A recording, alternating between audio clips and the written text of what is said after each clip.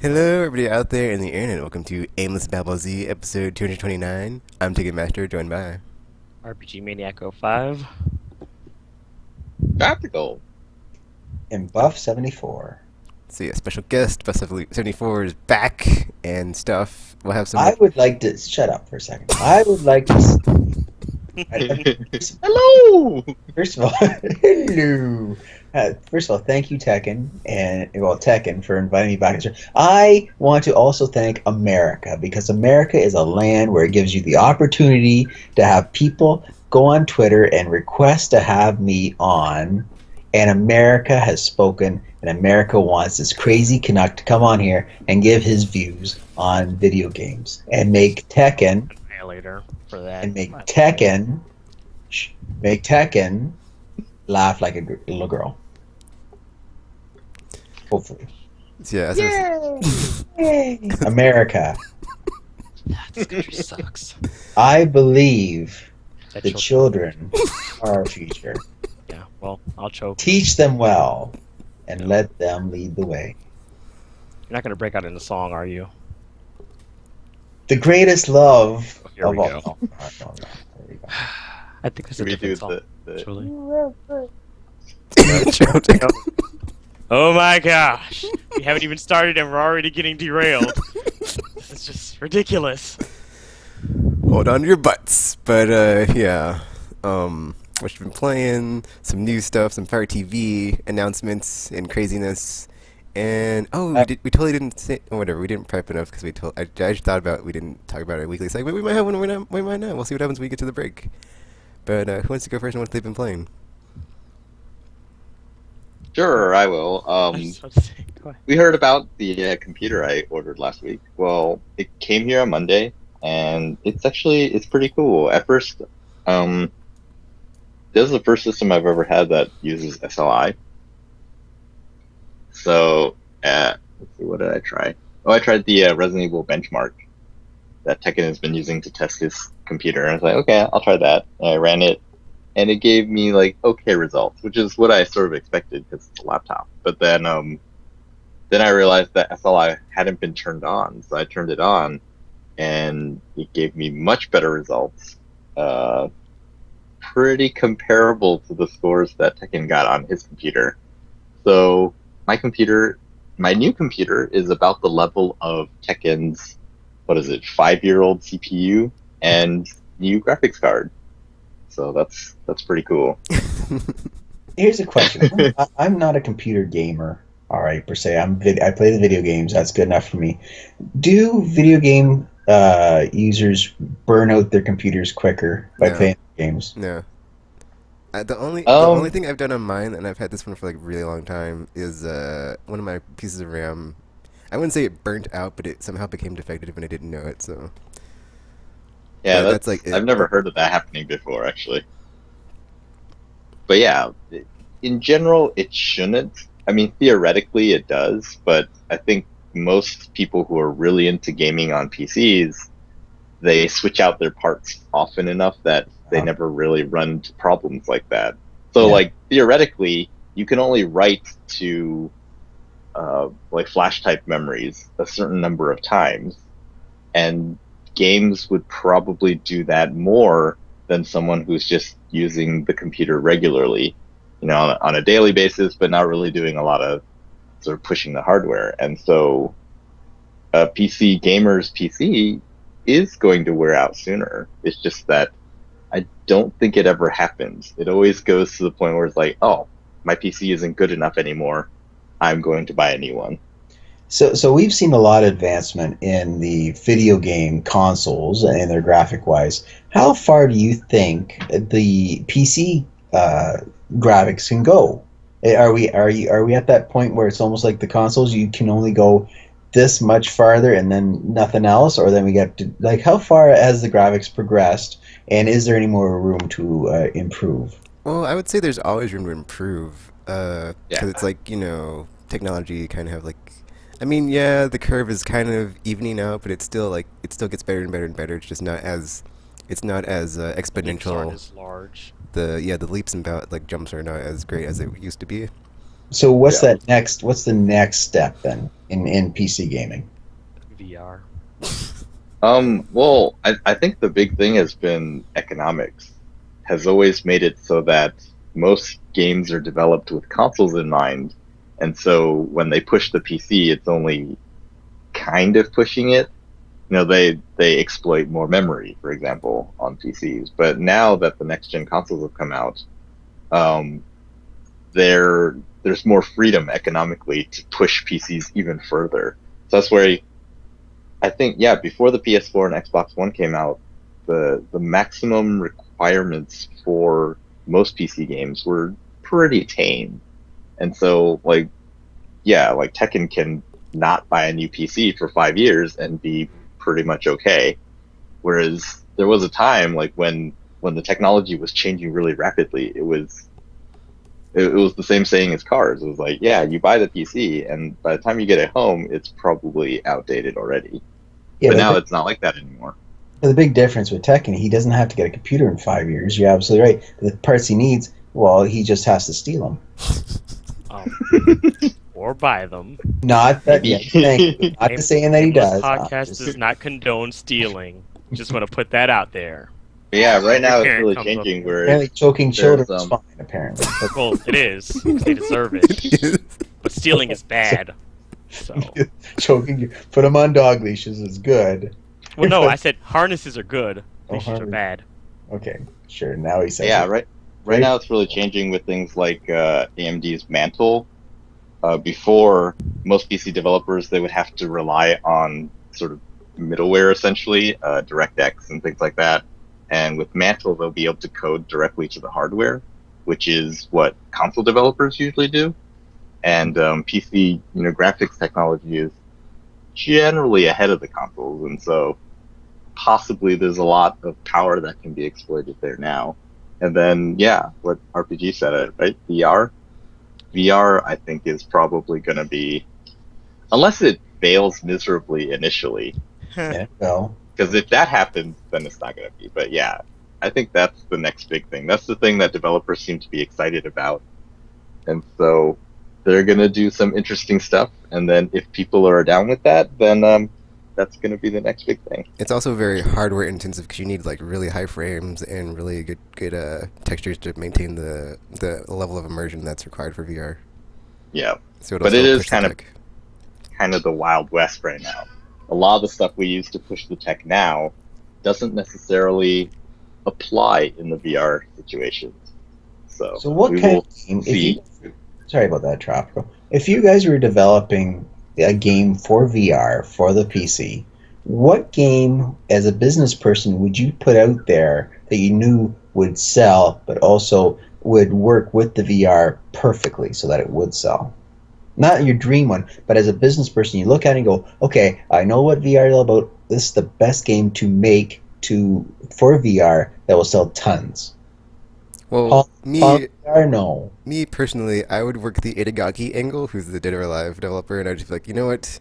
It's like so let's just put some really good models, some ladies in some bikinis, throw you on a beach, have you doing some stuff like jet skiing and swimming with I don't dolphins. know if that's going to fly these days. Volleyball. I think I would personally think something that's more atmospheric would work better for like a VR thing, as opposed to going all with the fan service immediately. I guess like that will come too. Obviously, eventually. So I think something survival horrors are pretty a genre in need of some help. I feel like a nice game like that would work well with VR, especially for people who like being scared. So what would you think would... Okay, then that brings it back to... What would you think would sell better in VR at the start? Would you want to be like a first-person shooter, where you're in the mix and shooting and shooting Tekken from across the way? Well, the thing about first-person shooters is you can shooters. you can just like retrofit the technology onto already existing stuff, so it wouldn't be as appealing. Even if it is like made from the ground up for VR, it's still the same or a similar experience enough that it's not new enough. Or as novel as like something like a survival horror thing like RPG is talking about. Because you can already do first-person shooters. They're everywhere. But Or if VR something is Have like to do literally something jumping else. out at the screen at you and like This is- literally peeing yourself, I would totally, yeah, that would be really interesting to see. like you're plugged in, and also you know that it's all online, so you're actually shooting virtual Tekken. There's a big appeal to that. I'm shooting Hillbilly Deluxe over there. Boom, boom, boom. There, he's done. You know, you're shooting all these people, and it's that'd be something very that people would jump on real quickly. Now I know what you're saying. The horror genre. It's because Lord knows we've been zombied to death already. I don't think zombies even count as horror anymore at this point. It's gotten to the point where they're so everywhere. They're just pretty much just like actionized and shooters. They don't even count as horror anymore. No one's scared of them. They don't do anything except be used for target practice. So it had to be something else, something more not zombie. But the thing is, if the option of Tekken on the beach is out there, I'm sure there is people who would love to play that game. Oh dear. Tekken Extreme Beach Volleyball. Exactly. Aw. I actually would go for like a virtual Walt Disney World. Oh my god. I think that would actually, because I feel like horror isn't something that appeals to it's, and I'm not sure if this is correct, but it seems to me it's sort of a niche genre even within established gaming. I don't know, because it's like it's been getting a lot of. There's been a lot of them coming out in like theaters all randomly recently, so I'm assuming like people have gotten more okay with the genre in general. But it's kind of just died down in the gaming thing because things like Resident Evil have become more action based instead of horror-y. So, wait, that's not a word, but yeah. Well, I think if you look at the not the Slender Man games, but the Cthulhu, there's some game on Steam, I forgot what it's called, but essentially what it does is it takes away your weapons, so you can only have like something that's giving you a source of light, and then you're always vulnerable to where if an enemy jumps out, you won't have your weapons ready, so it'll freak you out. Yeah, so there's like been there's a a lot resurgence in like that genre on PC at There's least. been a lot of them. I think, yeah, it's mostly coming from people who are tired of, or just they don't like where Resident Evil is going, and Dead Space is also apparently going in that direction. Oh no. That's 3. What happened? But going back to that, if say what you're saying, Tekken had the flashlight. If RPG was playing this game and he had the flashlight, no gun, and a child beside him, and the monsters come out at him, what would he do? Throw the child at the monsters. This is actually a fact. That would probably happen. I would endorse this idea. I like what Rapto's going with this, the whole Walt Disney thing, because all these ideas, you know, you're starting off VR and all that. What do? You appeal to the children, and you get the parents who go, "Oh man, I'm putting my child in a safe environment." Fake Walt Disney World. It's a great idea. I really like what Rapto. Well, I mean, yeah, it's fake. And then probably safe for parents children. leave for 5 hours Maybe not. and leave the kids in virtual Disneyland. There you go. It's perfect. I was Well, also going to say as my second idea that it would be some sort of like pilot experience, like you're flying a plane or a mech or a boat or a ship or a submarine, and just having that I'm piloting something in a virtual space, and it's super authentic and immersive and awesome. And then it crashes into that beach. It always ends up on the beach, doesn't it, Ted? Maybe.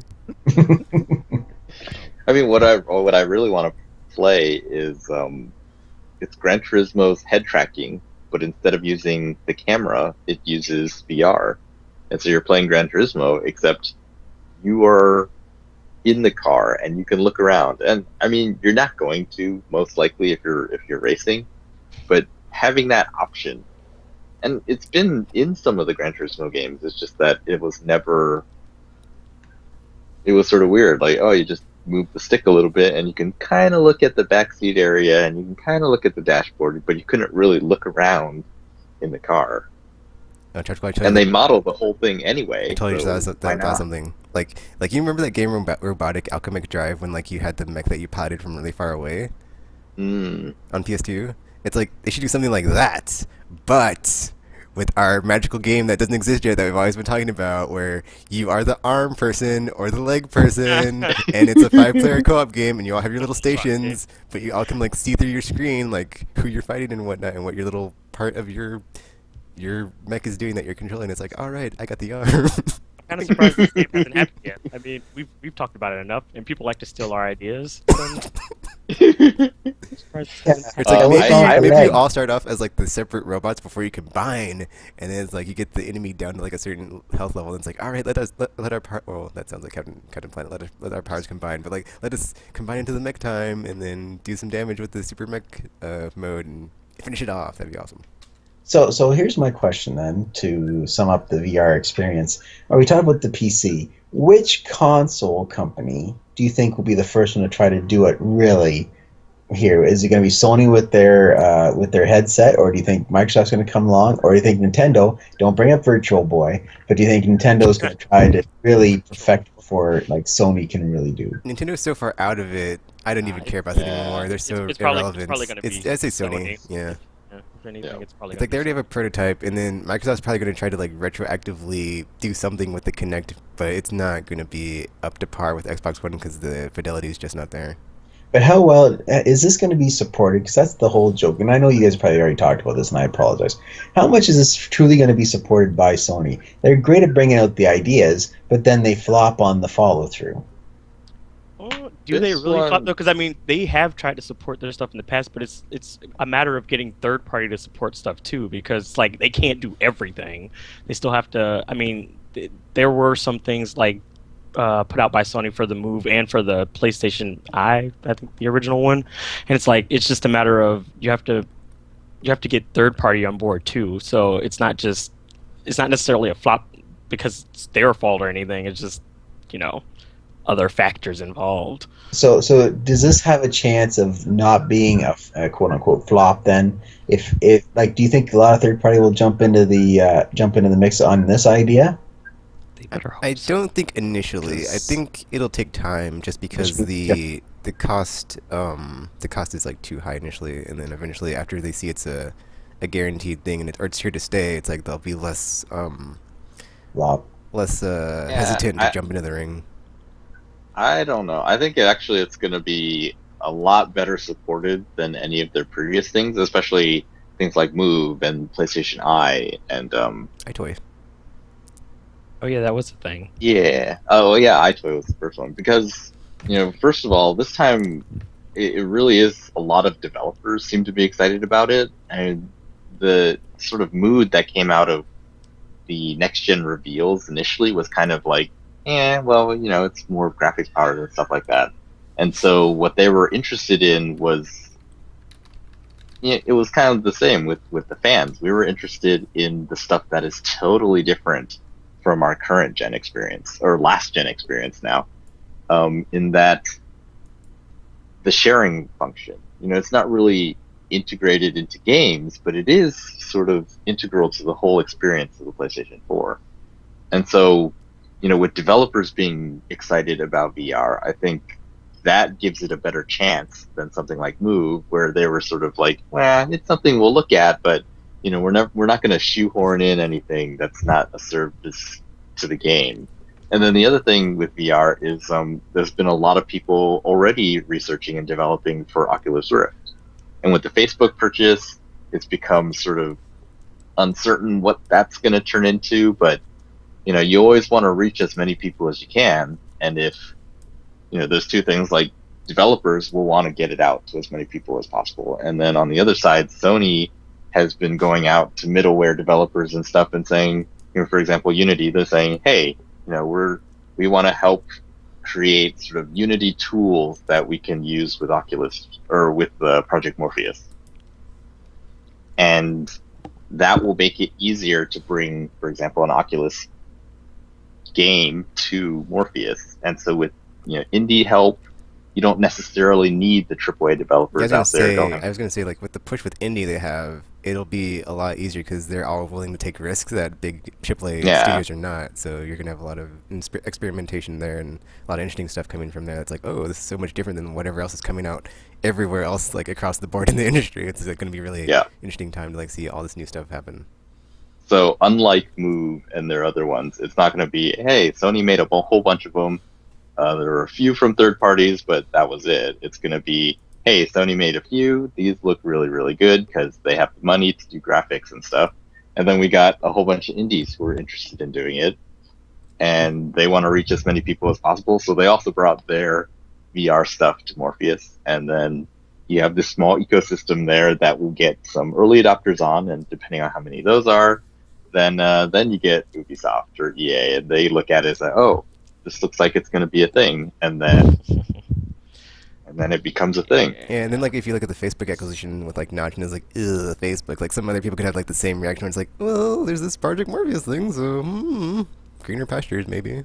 I just don't understand why people would even be against that. Conscientious objection RPG. It's like Because not to mention data mining, information collection, and whatnot. I mean, but they could use that same stuff to their advantage. And besides, I'm pretty sure Facebook has a pretty big user base. How would they be using it to their advantage, RPG? I mean, with data mining and stuff, you can see what people are interested in. I mean, maybe they wouldn't be able to do it like directly like Facebook could because they own the thing, but it's like you could kind of get a better idea of what's going on because I mean, social media is pretty popular. It's not like a thing that just sprung up overnight or anything. It's like a lot of people have it, so it could just be a useful tool to utilize. I'm just saying. RPG supports the Trojan horse. Wait, what? I'm just saying. Microsoft kind of did the same thing, and it kind of works. So you never know. Ugh, It's like it may lose billions of dollars over years, but in the end, we'll get in your living room and be seeing you with our camera and doing stuff with it. ... Nefarious plot. ... I was just about to say, is like, did they really do all that? We can analyze your bone data, RPG, and your muscle structure and your breathing. Not creepy at all. At all. Maybe they find that you had like some kind of respiratory issue and just saved your life. Exactly. They were looking at you. You could have died, and it was like, thanks, Microsoft. Thanks for being creepy. You saved my life. So, That's the spirit. Sometimes Xbox scan for cancer. Sometimes those talk. I mean, it could happen. Actually, don't give me that idea. That would be weird. Actually, that would be kind of interesting if it was some sort of like medical camera thing where it's like, okay, you're playing too much, dude. It's been 6 hours, and your heart rate is a bit. It's not exactly going through the roof, so you should take a break. And we're gonna pause the game right now. Sorry. It's like Xbox, no. Let me finish my sandwich. Rudy, my 20-hour session of Mass Effect, whatever the next one is. Oh yeah, you're the first to go on that. Excuse me, Mr. Tekken, you have been playing that for 24 straight hours. Shut up, Xbox. I'm gonna finish my sandwich. You're not my mom, Xbox. You don't tell me what to do.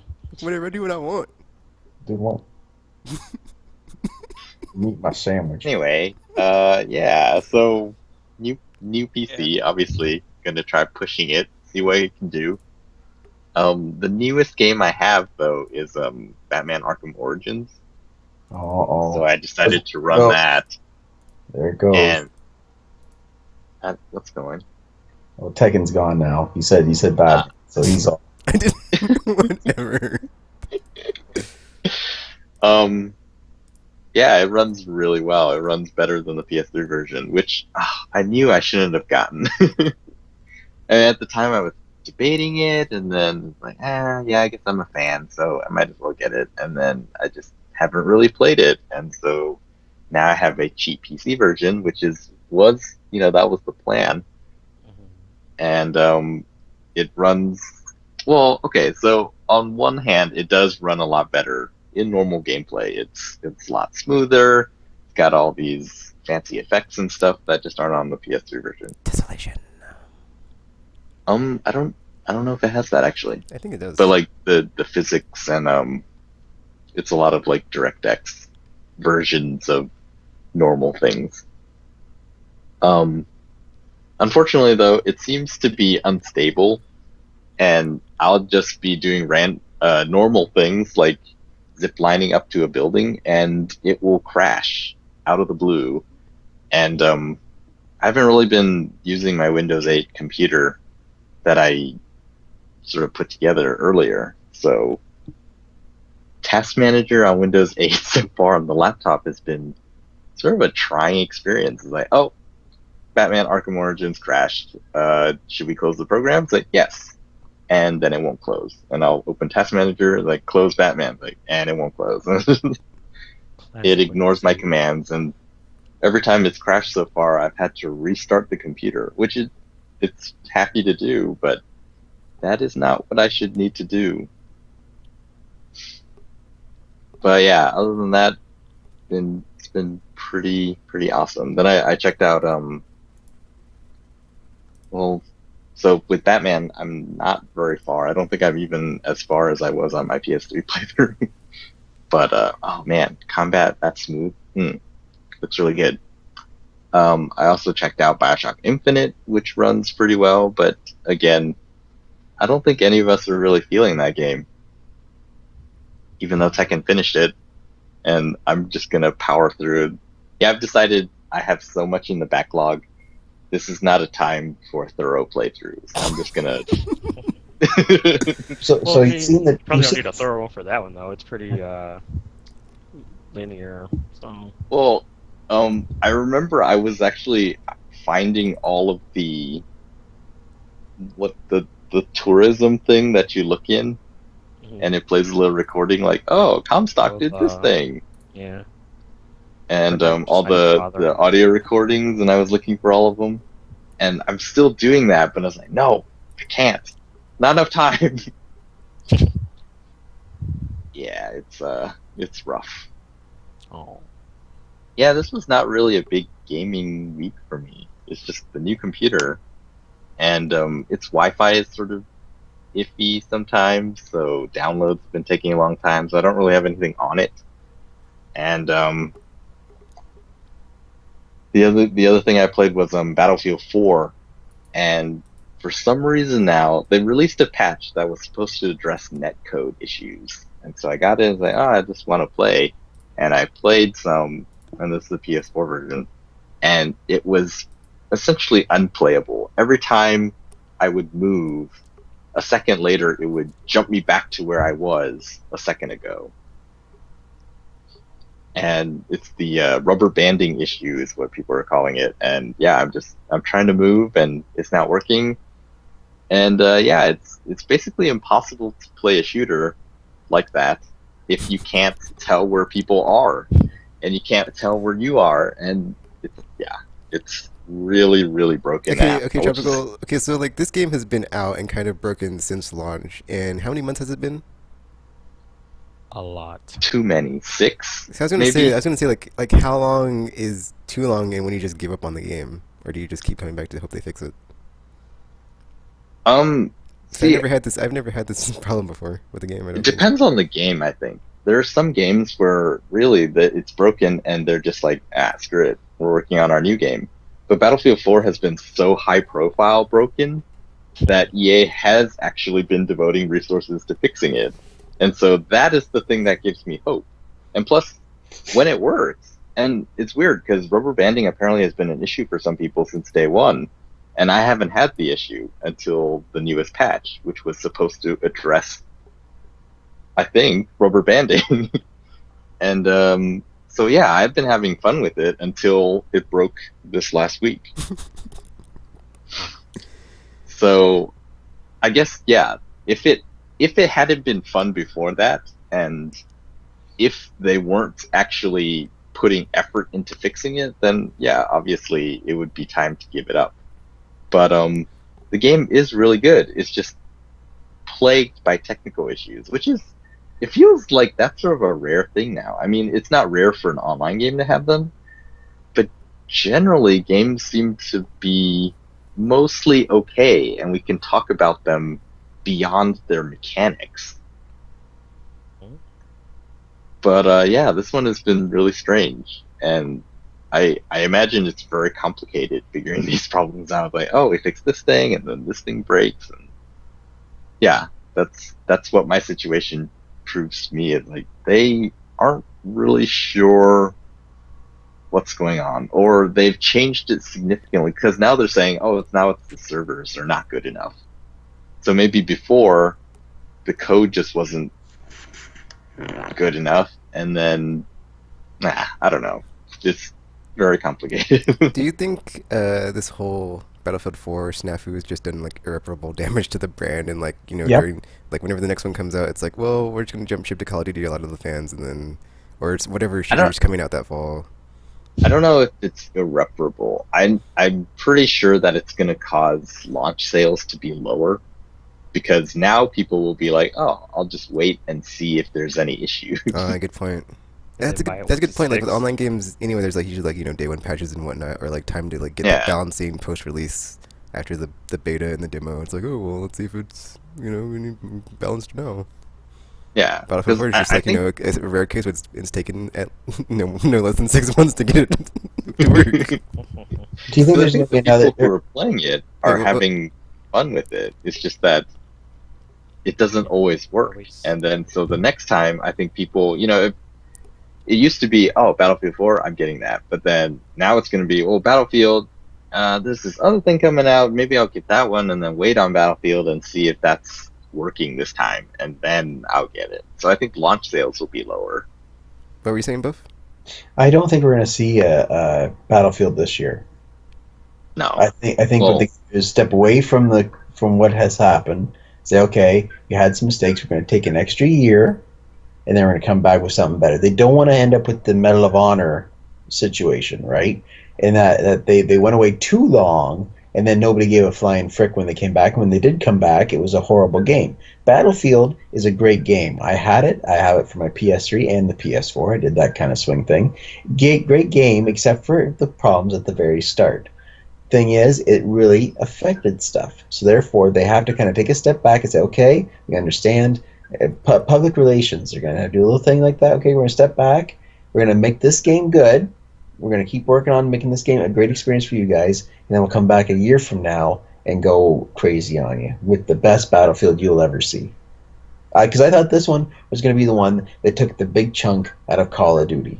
I really thought so. I thought this was the chance because there's no Modern Warfare 15. There's no Black Ops 75. It was brand new Call of Duty they could have charged right against, because a lot of people were played out. They didn't want to play Call of Duty. This was the option for Battlefield to jump on it, and it got rushed and things happened, and there you go. Take a year, fix your stuff, come back with a brand new one that has no problems, because next time Battlefield comes out, the fine-tooth comb is coming out from all these people, and they're going to pick it apart. It has to be perfect. That's their job, to make it perfect. Yep. So, yeah. And chokes and children. It'll be interesting to see, or I guess like with this and the SimCity thing and the Mass Effect 3 thing, I will just call this the curse of Riccatello, and they should never let him go, man. Like he had a lot of stuff to do and good ideas, but I guess Star Wars: The Old Republic too expensive, so didn't meet expectations because it was just too much money, and they didn't recoup the benefit or the money that they spent to make it. So he had to leave. Yeah. So is that all you've been playing, Tropical?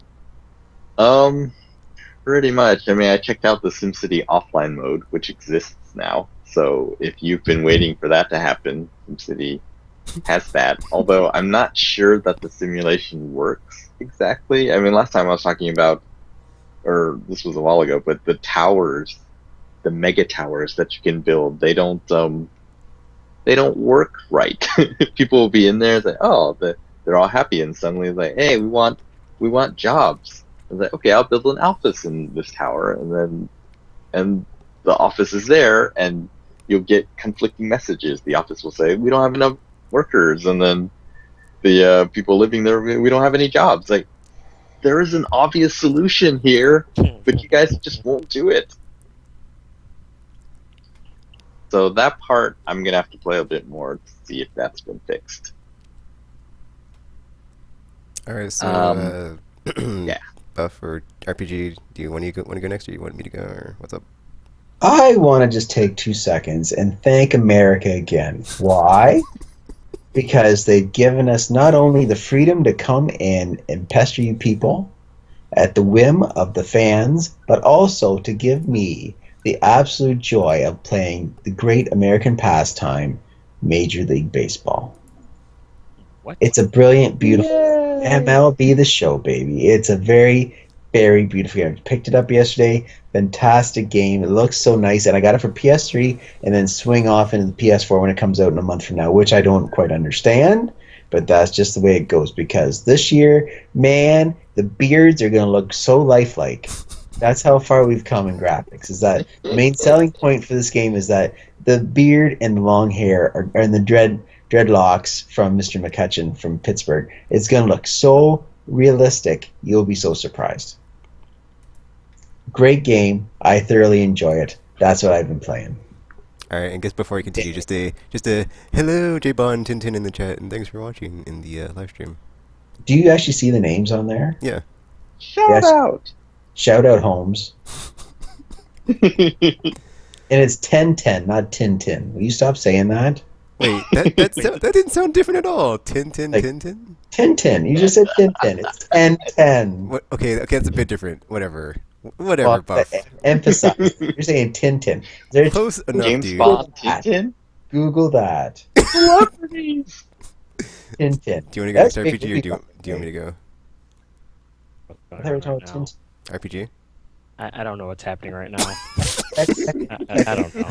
I'll go since to let you recollect yourself from Tekken. yeah. Tekken. Yeah. Tekken. Yeah. Did you watch the Adventures of Tintin? They came out Back in the day.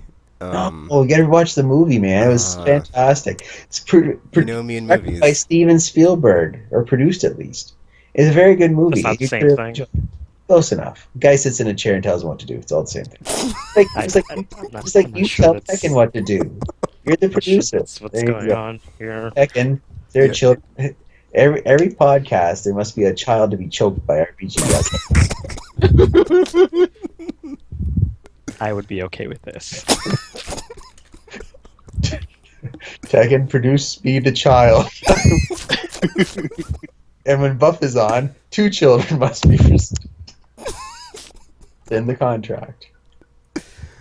Alright, so I will talk about what I've been playing. So, Wipeout 2048 on Vita.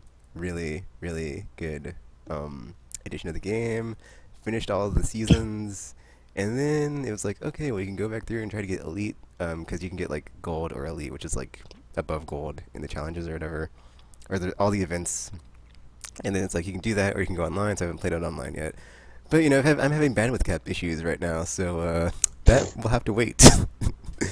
So, but yeah, really, really good looking for a Vita game. I was like, wow, really good, and played really good, just like a Wipeout. So it felt good, played good, looked good, and just if you're a fan of Wipeout, you will enjoy it because I did. I didn't play it with the sound on though, so I'm not sure if the soundtrack is as good as it's been in the past, but I wouldn't doubt it. So yeah, it gets my thumbs up seal of approval. Besides, oh, and then after I finished that on Vita, I moved over to Guacamelee. That game, wow!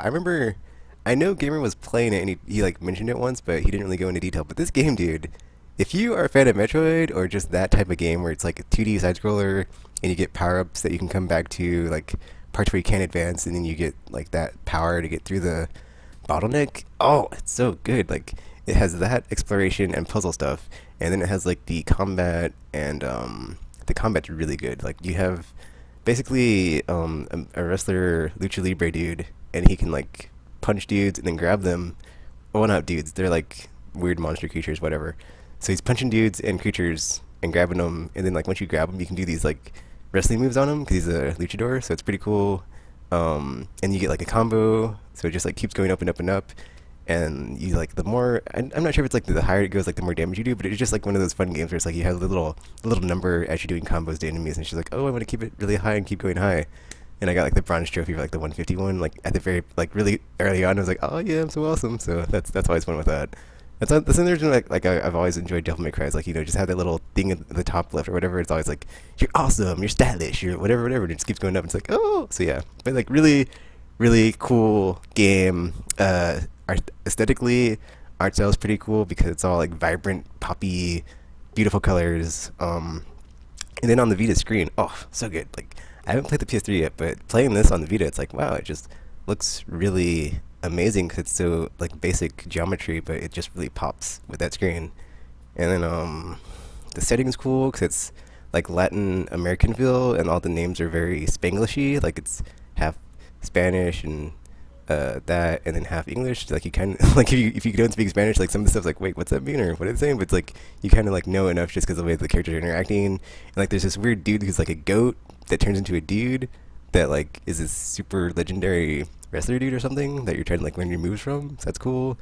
And all this like really interesting folklore stuff like that is in there, and I'm like, is that like some sort of Latin American influence there? Because I was like, I don't know if that's a thing. How does that work? That's really interesting. But then like the way the story starts is all interesting too. Cause it's like there's this mass luchador, and it's like I'm way more awesome than you, and I just did this now, and you know if you want your revenge or whatever, you're gonna have to come and get me, and blah blah blah.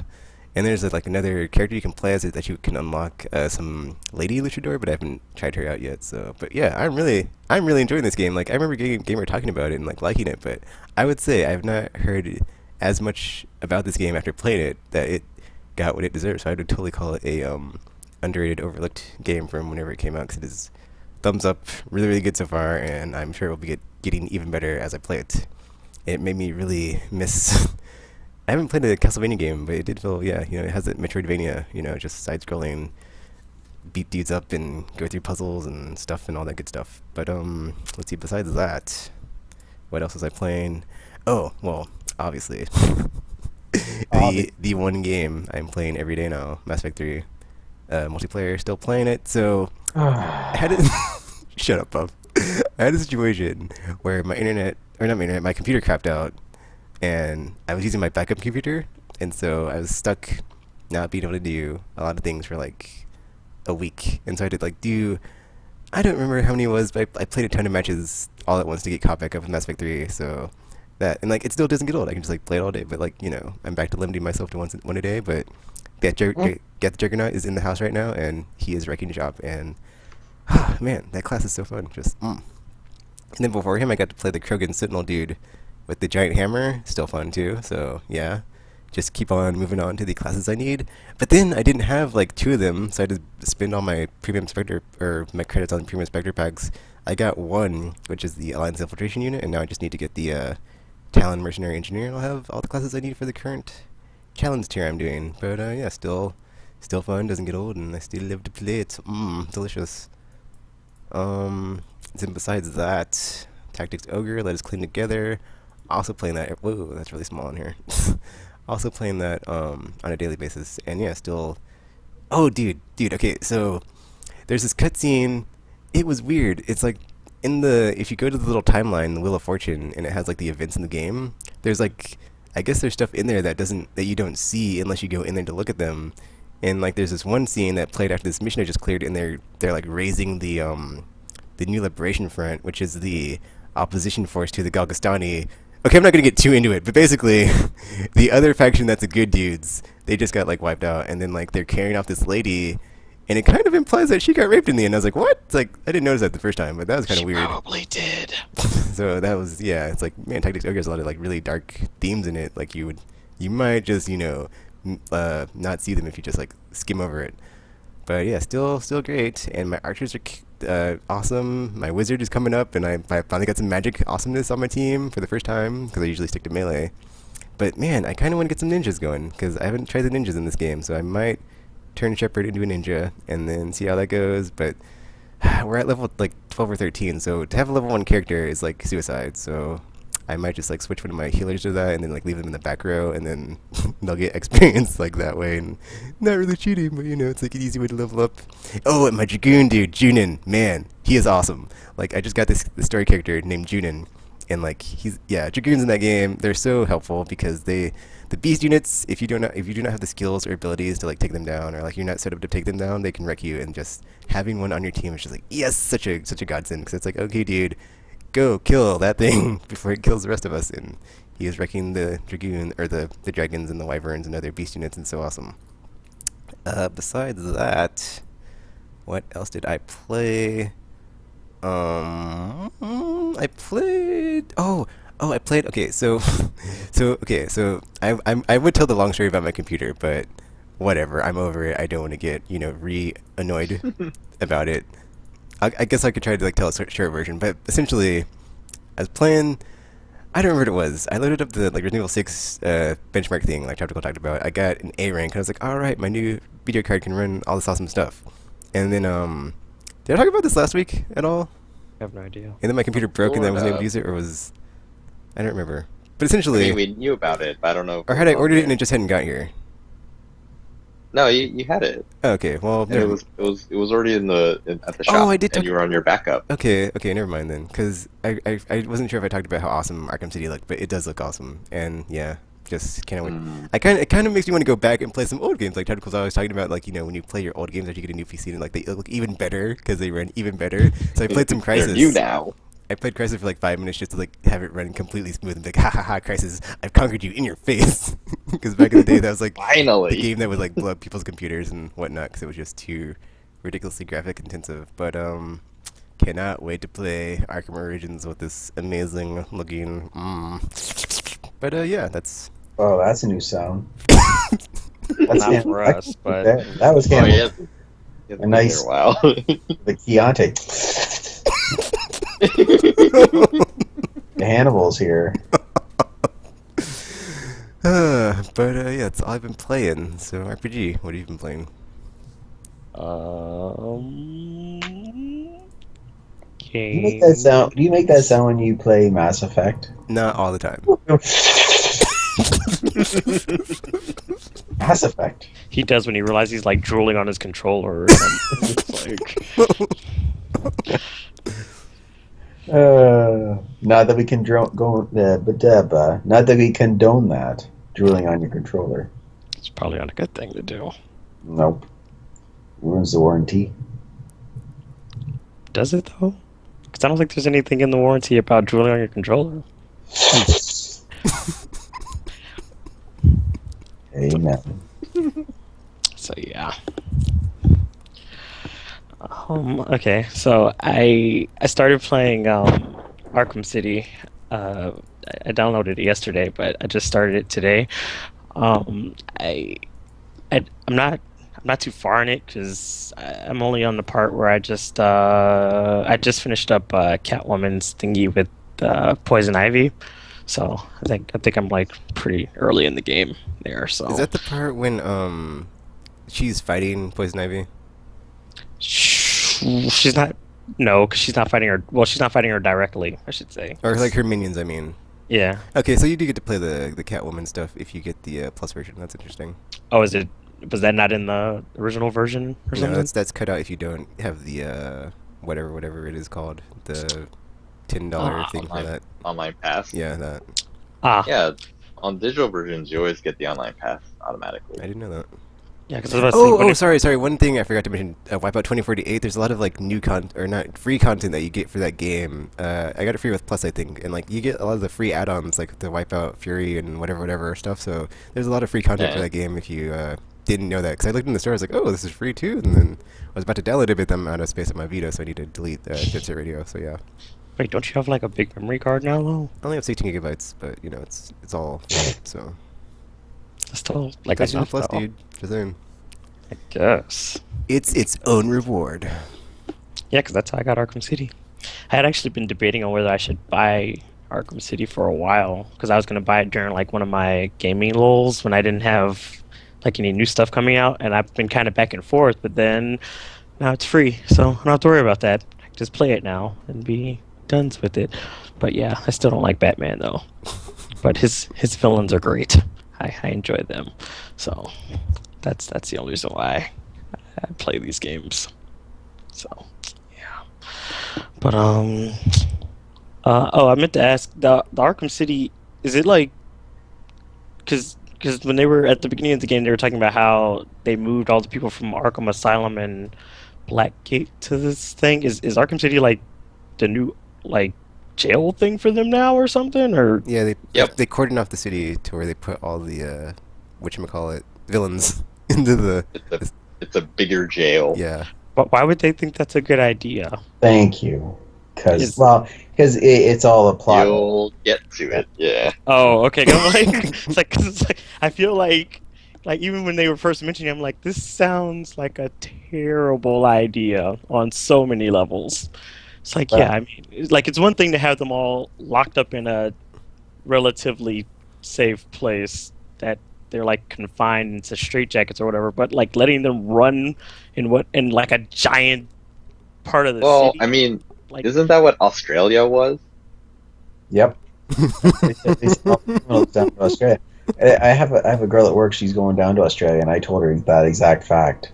I said, "Listen, they send criminals down there back in the old days because they didn't want them in around Britain. So okay, let's send them down to Australia." And so it's just been generation. Oh, by the way, hello to everybody from Australia. You're all descendants from criminals. So, I mean, we made a joke about that back in the day, but I would actually like to know the answer if anyone from Australia is listening. What do they teach in history in Australia? Your ancestors were rapists and murderers? And I had a friend who sort of went to school there, and he said that they only teach from World War II onward. So, yeah, let us know. I want to know. but only if you're not what- a criminal in some way, shape, or form. Because What do they teach in American history, though? They teach, the Civil War. They teach World War I, World War II. Do they teach anything past that? And then Columbus sailed a boat? Yeah. They Oh. go all Yeah. the way back They- to they, when we they- came over. They They teach teach a the lot of good the dark parts stuff. of Columbus that he Yeah. discovered America. They don't teach the part where he basically Killed started the slave trade. That's not true, Well, that Tactical. is not true. They totally, That's they actually totally, they true. totally tell you about like how he put all these Indians or air quotes what he thought were Indians on a boat, and none of them survived the trip back because they all died because they sneezed on them, and they didn't have the whatchamacallit for those diseases because he's a jerk. I mean, vaccines and stuff. I don't know if those were like a thing back then. It's kind of. I forget how it went exactly, but he told, basically, his plan was to get all the gold that these people were wearing. So he went back and told everyone, "Hey, there's a ton of gold there," and in order to mine it and stuff, they needed more laborers. And so the transatlantic slave trade started because Columbus wanted all the gold in the New World. Oh, well, I didn't know that. Thanks, Tactical. But I the I just more knew you he know. did really bad things, and he wasn't such a great guy after you learned about it. I was like, hey, that wasn't cool. Columbus, you're a jerk. You didn't deserve your day. Yeah. It's, They don't celebrate it anymore, from my understanding. It's not an They official don't anymore. give it as a day off anymore because well, they want us to Among work. other reasons. There's a lot of days they don't do that anymore, Tactical. A lot. Especially if you work where I work. Well, no, like Oh, it's not. here we from go. my understanding, it's not like a federal holiday or something anymore. You don't get the day off anymore for it. Is that why you steal stuff from there? Technically, Not not that we condone it. I'm just We saying. don't condone stealing. Wait, when you go buy the discount game bins and you see Mass Effect 3, do you get mad and you put it in with the regular game? No, I don't. This is an injustice. I just think to myself, someone's getting themselves a good deal because that game for that price. Is that is what really you good. think? Yep. Is that what you think, Tekken? Yep. You don't start like foaming at the mouth and No. convulsing on the floor saying Mass Effect 3. No, I don't. Ah. Aw. Are you on the ground doing that then, at least? Drooling all over the games in the bin. Like he's doing it again. I'm going to change this price right now, back up to $59.99. You buy Gotta it. go get the mop. Exactly. Clean up the mop. Aw. Sorry, Fiji, continue with what you've been playing. All right. So Do you have anything what to add was I about talking Arkham City before you move on? Oh, Arkham City. And how awesome it is? You say how awesome it is. You have to play as Catwoman, I'm just saying. That was hot. I was like, ooh, Catwoman. You're so fine. Thanks. Or maybe that was just me, I don't know. Hey, Catwoman. Hey, Catwoman. I Also, mean, they did a really good job with her character design in that game. Like her outfit and her little goggles on her head. Yeah. I think that's was that a design just for the game? Because I feel like I've seen like that version of the costume in other It could have been, media, it could have been influenced by a different run on the series by someone. as opposed to her previous bodysuit thingy that's been going on. She plays differently from Batman, which is kind of weird at first because I tried to glide with her. It didn't work. she can't glide. So Yeah. Also, whips don't work like that. So, you know, physics and all that. So, yeah. Experience. No I've comment. done it to children.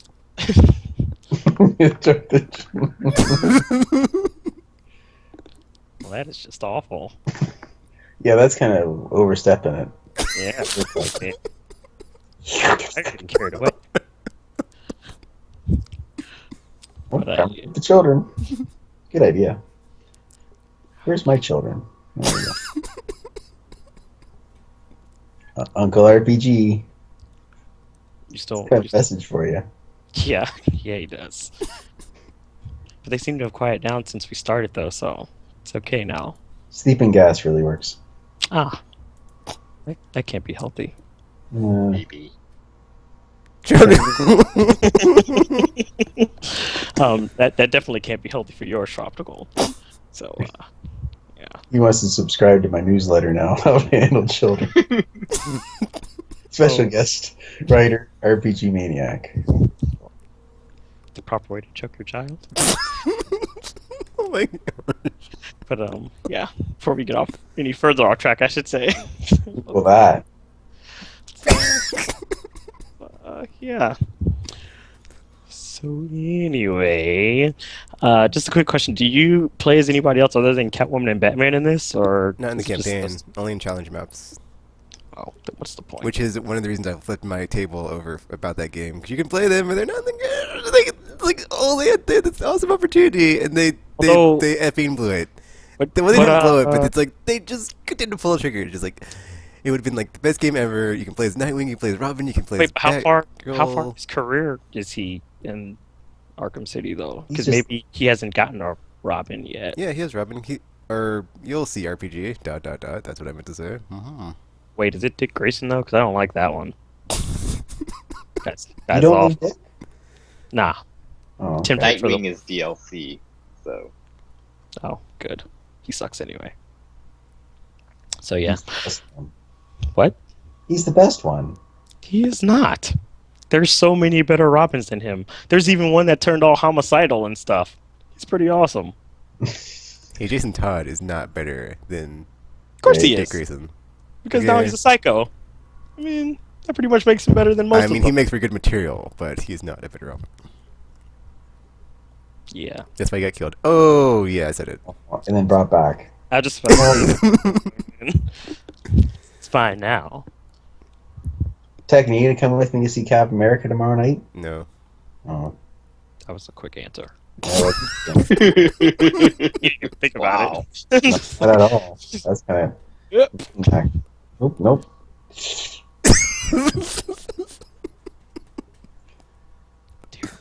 He's licking his Mass Effect game tomorrow. Oh. Don't ask me. I don't tell him what to do. He does what he does. Is that what he does? Yep. Tekken, are you gonna actually go see Captain America at all? Are you gonna go outside? I haven't seen the first one. So? And they took it off Netflix, so no. Oh, are you gonna go outside though to a theater and see it? No. Is it because they usually show those kind of movies at Walmart No, just on no. the, on the TV and the entertainment while you're picking out the Mass Effect games? Whatever. Okay. Is it the You get to second- see all he gets to see all the movies for free 6 months later. Actually, they've been playing Frozen, and that song has been playing, but it's not getting stuck in my head, so it's not as good as people say it is. I'd seen all this stuff on the internet, and like I didn't click on any of it, but then I finally heard it, and I was like, it's not that great, so... You clicked on It's all all of it. because you were just expecting it to be from all what everybody was saying. I do want to see that movie though. It's too much singing. Too much singing, but that Snowman's pretty good. Well, it's a Disney movie. What did you expect? No, there's a difference between singing and too much singing. Doesn't matter if it's Disney or not. yes, it's a movie. It's okay when it's Disney. You just shut your mouth. Just shut your stupid mouth. Says the man who chokes children. Hey, shut up! Kind of contradicting. That's what I'm saying. How's it contradicting? Disney is awesome. Children aren't. Yeah, there you go. It's really not a. I don't see the issue here. The police will. Anyway, Not if you do it properly. get in the trunk, children. There you go. Play a little game Called Hold Your Breath. There you go. and bury the car somewhere where it won't be found. So And that's your next governor right there. Thank you very much. by a landslide, actually. It's a really messed up country.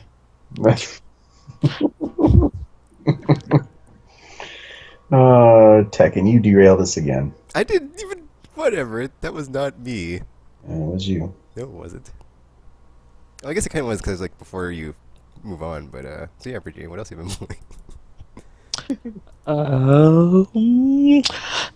Oh yeah, I've been playing Thomas Was Alone, or I just picked up the other or two more of the character square thingies. One that can float in the toxic water, and the other one that can bounce squares. I think that's Claire and Laura.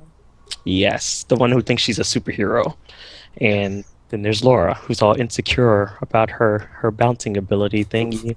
I really need to play this game. It's like it's an interesting game because it's like they go through all this trouble of like characterizing these things, and then you kind of forget that you're pretty much playing as a bunch of glorified Tetris pieces, and it's like, huh? It's so cool. It's weird, but it's like, wow. I feel like I kind of know them. Yeah, Thomas and, because now apparently his observations. Yeah, because now and, like Chris Laura's, and his like, sort of jealousy.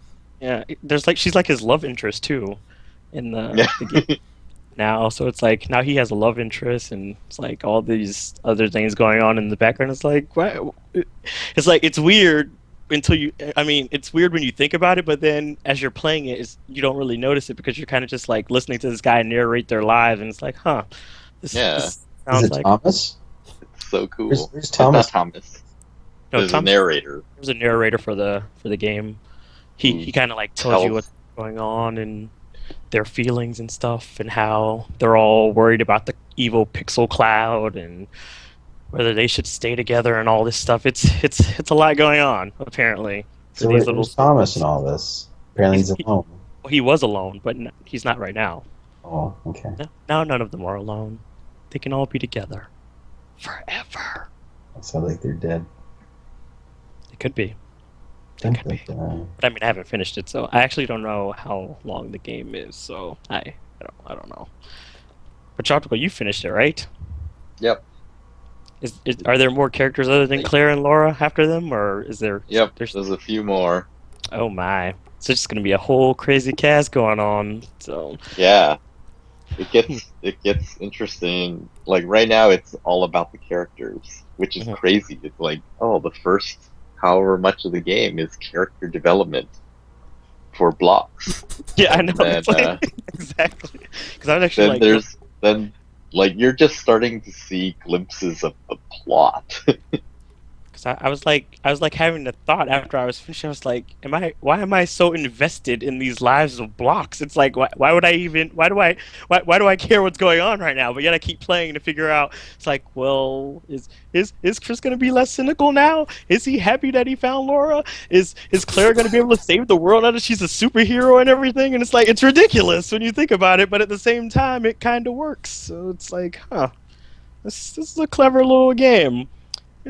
So I'm only I think I'm on like world 5 something maybe, I don't know, because it's like broken up into, there'll be a world I guess, and then like sub levels in it up until 10, so it'd be like 1.1 through 1.10 or something, and before it goes into the next one. So I think I just got to the 5th one. So Thomas got kidnapped by the pixel cloud. So I was sad. I was like, oh no, Thomas, what happened? It's all Chris's fault. Because he's being all bitter, and he's all like, everybody's all in my way, and trying to get to Laura and everything. So Thomas got kidnapped. So what's going on right now? I don't know. But after playing that game and questioning everything I know about life and games, I was like, I need to play something nice and mindless now so I could stop thinking. So I started playing Ragnarok Odyssey Ace, which just came out this week. So it's it's pretty similar to Monster Hunter for anyone who's familiar with that genre of games. So you pick your starting class, and you kind of go on missions and kill stuff. It's nothing too complicated. So it's good for some nice mindless fun, and murderizing stuff. I've been having trouble with the online stuff though. For some reason, it's like having trouble connected to the servers or something. So I don't know what's going on there, but hopefully they fix it, because I mean, it's half the fun. So there's that. And finally, been playing Dark Souls 2. I joined a new covenant again, because why not? Joe?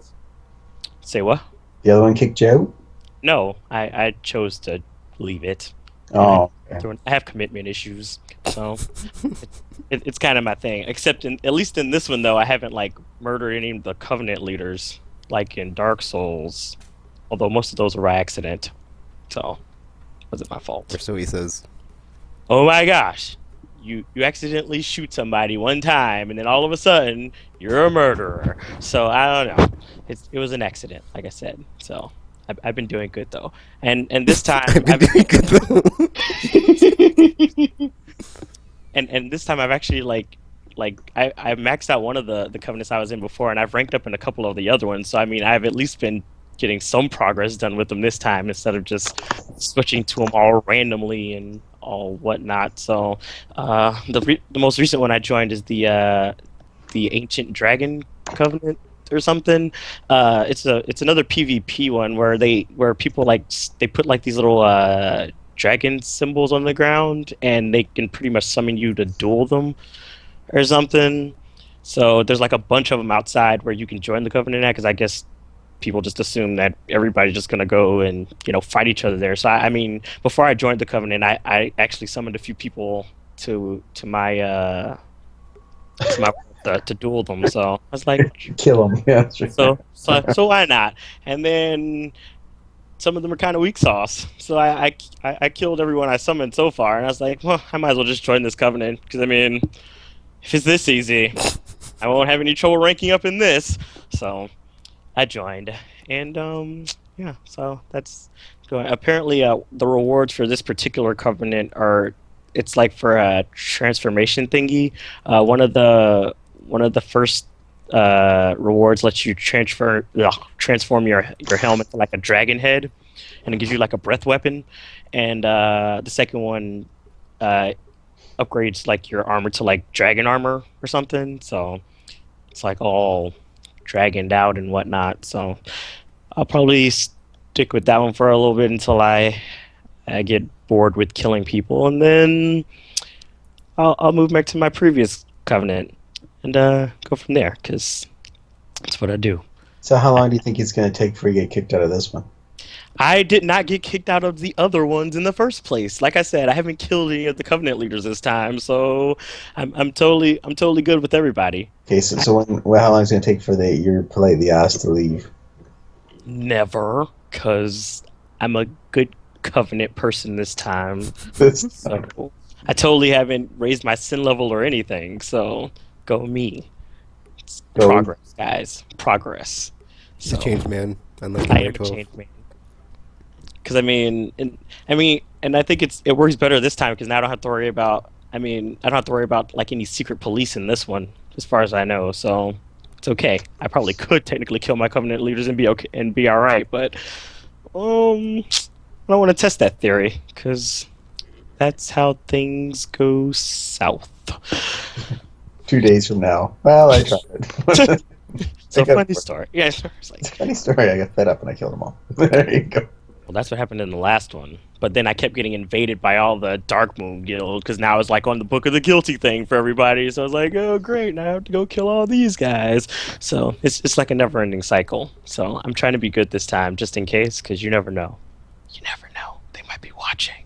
I'm just trying to avoid it. I finally finished up those two Belfry levels that have the Bell Covenant guarding them, because they were like a pain in the ass. Because it's like anytime you go in there, it's another one of those territory guilds where they get summoned, or they'll summon random players in the game to the level you're in to attack you if you like trespass. So I had to deal with that BS for like the level when people just kept getting summoned, and then I got invaded at the same time. So I was like, "Are you being serious right now?" So then I had to kill 3 people at once, and I mean, it's just so much trouble, so much trouble. Because then Have you finished the game yet? no, I refuse to. Oh, so Actually, you're grinding it out then? I don't know if it would really count as grinding it. I kind of just been like when I play usually I just played I'll like set down my sigil thingy so people will just summon me to help them. So I've been helping people like clear bosses and stuff, but that's pretty much what I mainly do until I decide I want to beat the game. So because that's what I did with the last one. I actually didn't beat the first Dark Souls until like recently after I had already put in like 120 hours into it. So it was So is this one of the better RPGs you've played? No, I don't know. I mean, I enjoy it, but I mean, I don't. It's kind of hard to. I don't really have much to compare it to, because RPGs nowadays are so different from each other. It's kind of. But does this give you the most satisfaction of your latest ones? Because I know your older RPGs, probably you really like those ones because now it's based on nostalgia. But as for actual gameplay, lately, has this been like one of the better ones? Somewhat, maybe. I don't know. Like I said, like some of the ones I played last generation, or well, the PS3 generation, because there's none for the PS4 or anything yet. So like games like Valkyria Chronicles and like Resonance of Fate and stuff. Like I've enjoyed playing those as well. But like I said, they're all so different from each other. It's kind of hard to be like, well, this is better than this one or something. So I don't know. But you have more fun with this one than the other ones? No, I enjoyed them all as well. Play this game. I want to play. I haven't played Dark, in the last 20 minutes. I want to go put back and play it again. It's kind of like that. It's just one of those games that you can kind of put more time into because even once you finish it, it like auto starts your new game for you and everything. So you can it's one of those like perpetually continuing kind of thing. So do you enjoy the challenge, or are you getting ticked off that you're dying so quickly? I don't die that often. Where it's that I mean I did at the beginning because man that was cheap. Apparently, I guess I was just going in the wrong place in the first place. So that's probably my own fault. But I beat it anyway. So it's like haha face game face. So it But yeah, I mean, it's not easy, obviously, but it's not terribly hard. Is it easier than Dark Souls was? It is not. They made sure of that. So do you feel kind of cheated? Because you play Dark Souls, you're dying every 2 seconds. You play this one, okay, so you're not Only dying if you suck. but you're not dying as often. You say, hey, you can chalk it up to your skills, or they dummied it up to make it more accessible for everybody. Because everybody heard how great Dark Souls was. So now the creators, now you guys can argue with me or not, say, okay, probably the only who's played now the word of mouth is out there. We need to start we got to make the net a little bit bigger now. Therefore, we can't have as many cheaper deaths. Let's have these guys, and you can track more with a bigger net. So let's just make it a little more easier. They did not do that. They did not. At all. So you're not dying as often, though. Well, that's because I've built my character up enough to, handle most stuff that I come across. So it's harder to kill me, is what it is.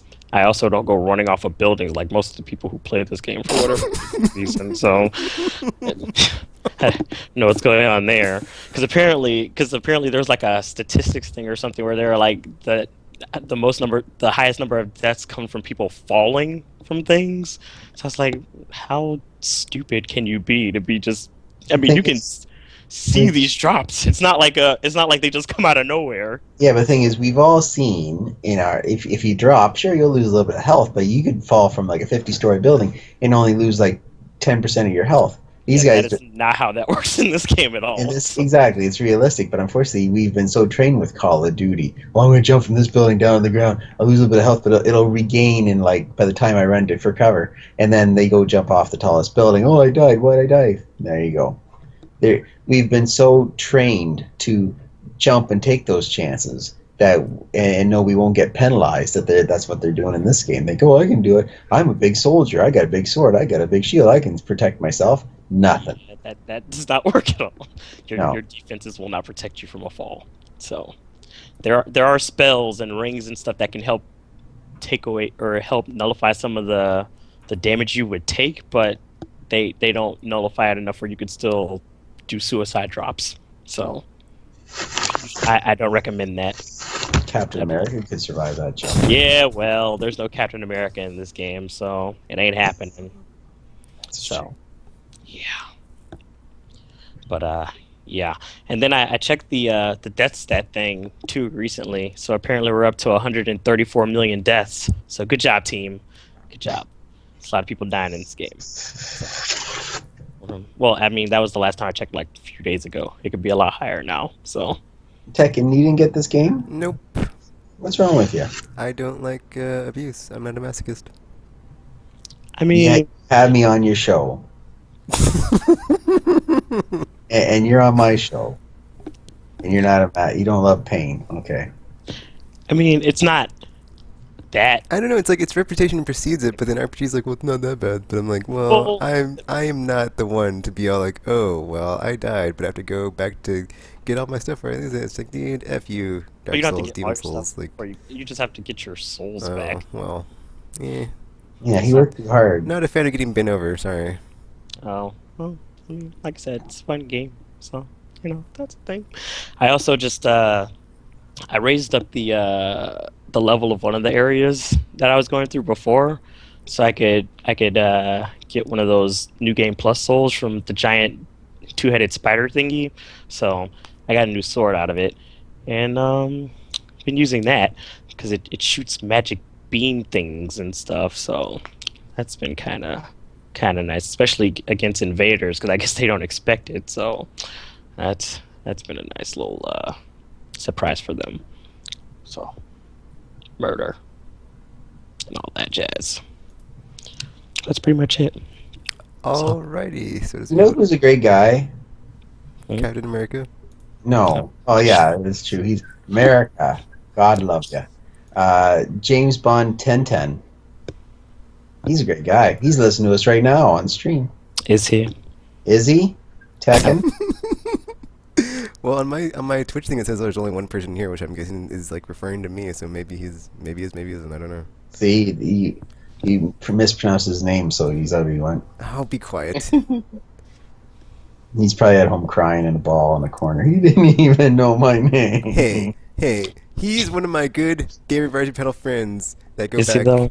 a Is long he? way. We played Borderlands. We played Borderlands 2. We Yeah, until played you butchered his name. whatever. I butcher a lot of things. Okay, He does. it's true. These But are I'm not facts. worse than some people when they talk about Japanese names, Mr. Shiganumi, Shimi Namigumi. Shimi, whatever you say. Wow, that's not how you say that at all. Shami Namigumi. Ah. So I'm guessing you've never played any of those then? Oh, actually, okay. Well, is there? Okay, sorry. But okay. When you're done talking about, I have something to talk about in the news. So yeah, I can totally segue us into it. Oh, you know how I feel about segues. News it.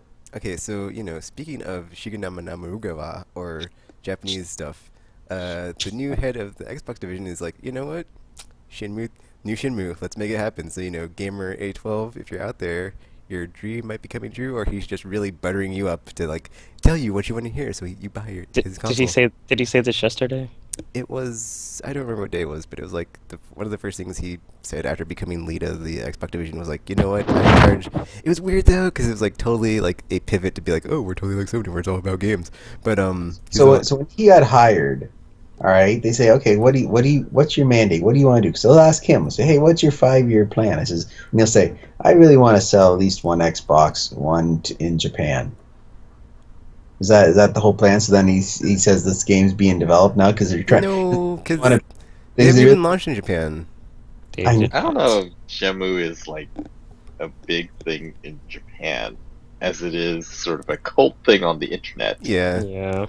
And it was part of a trilogy, and the third game does not exist, so therefore it's like people are clamoring. They're like, the story must be completed. So It's kind of like the mystical third act of the Star Wars trilogy that we will now be getting. Or Half-Life 3. Or Half-Life 3. So yeah, That's these are things. It's one of those. Also, The Last Guardian. Also that. Or Final Fantasy VII HD Remake.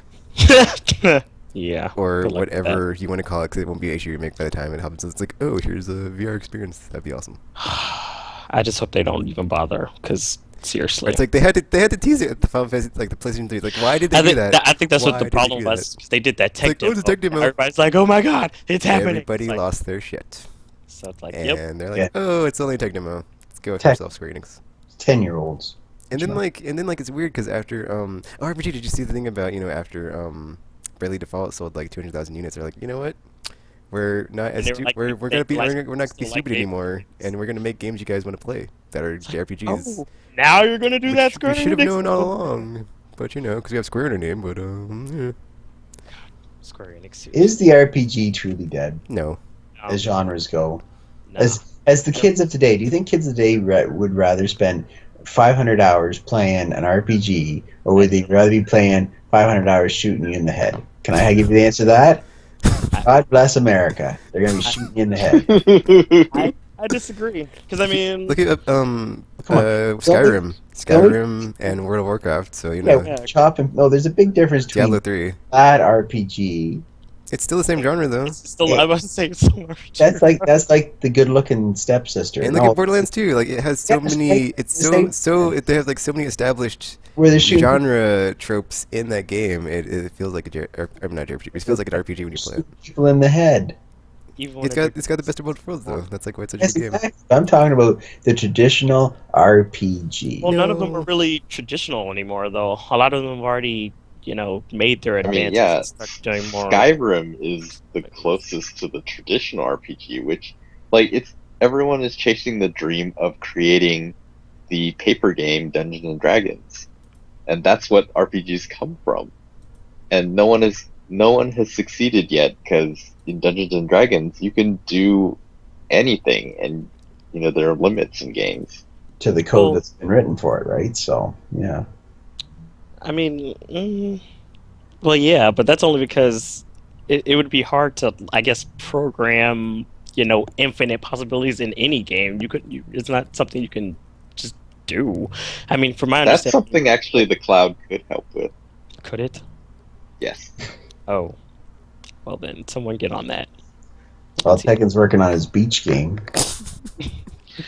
Have some doing something more VR. productive. Bikini Bridge, Bob. Bikini Bridge. Shh. Battle for Bikini Bridge.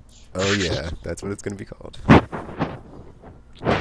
But yeah, because I mean, I have like quite a few RPGs actually on my watch list for PS4 stuff that already been announced for localization. So it's like, it's not dead so much as it's just not as common as like a first person shooter would be, because anybody could just pop those out and be done with it. So it's not.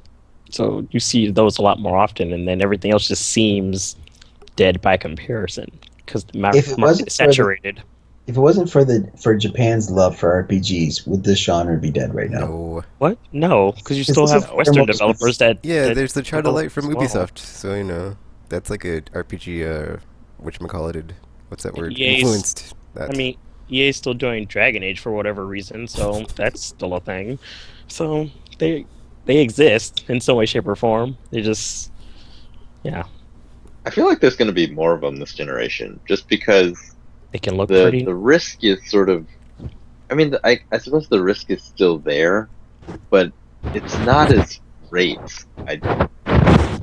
Well, Because on the PS3 and Xbox 360, if you made all this technology to make an RPG and then it just didn't work out, you were sort of screwed. So that's why everyone looked as like, okay, we're going to make a game. We're a game company. We need to make games to make money.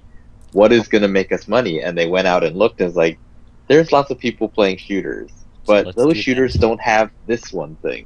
So they make a shooter that has that one thing and hope that some people want to play that. And that's kind of what happened. It's sort of self-fulfilling prophecy, essentially. yes. That's why there are fewer RPGs. But now, PS4 being PS4, Xbox One being selling so well. Japanese developers are sort of back on board consoles. And you have Kickstarter. Unsung Story, dude. Yeah. Cannot wait. Yeah, Day Kickstarter's one. kind of been Names in the helping credits. too. Yes! Did you Crazy thing. Did you say Xbox One selling well?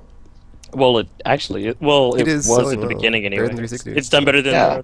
the Wii U. No offense to Nintendo, but I mean, I create a cardboard box and call it a system that'd sell better than the Wii U. Here, an empty box. There you go. Thank you. And They finally launched dehydrated water. it's funny now. That's what happens. But Which is sad because Nintendo actually, while we're on the RPG thing, they actually had like Yeah, Pokemon quite a Fire few, Emblem. yeah, they were actually a pretty big RPG machine for both their handheld and their console. It's like, Whatchamacallit 4? Or what was it? The crossover? X is on, or not X, but are you talking about Fire Emblem Yeah. Cross Megami Yeah. Tensei, Yeah, that. which might not see the light of day now because No. Wii U's being all not all. Oh my God, they could totally port it to something else though, so I would be okay with that. Oh wait, they can't. wow. Except it's Fire Emblem. Yeah, I'm about to say Yeah. Fire Emblem's owned by Nintendo. Damn it! So there goes that. Unless. We can make a different crossover.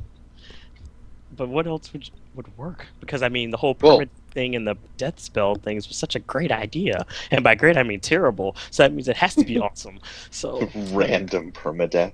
yeah. Yeah. So wait, just for clarification, we've segged into news. I have no Yeah, idea. yeah, we have. Okay, yeah. So, And then we got on the Phil topic Spencer? of our JRPGs, or RPGs then. but Phil Spencer, like, this is a good thing for Xbox, you think? Um, From what I hear, it seems like it's a good thing. I mean, I've Seems said that on way. this show, the guy doesn't strike me as he's no Jack Tritton, but yeah. But then on the other hand, like, well, he does seem to know a bit more about games than any of the previous people that we've been watching. Mark Whitten. That wouldn't be hard. Yeah, true. he's totally better than Don Magic, dude. Like, That's his name. Oh, so sad. I've already forgotten. But yeah. Like, I mean, You the know, whole Shinmu Microsoft- comment sold me, so I was like, well, he clearly has his ear Executive. to the ground or whatever. Microsoft executives they strike me as executives and not. 'Cause that's what I don't they are. know. The PlayStation people seem very like their brand, which is sort of crazy. And then, the Xbox people don't remind me of Xbox. They remind me of Microsoft. Bye, So- Buff. I could Bye, totally see boys. Always fun being on. Heading out? Okay. Have to go. Thank you, boys, as always. God bless America. that. This country's awful.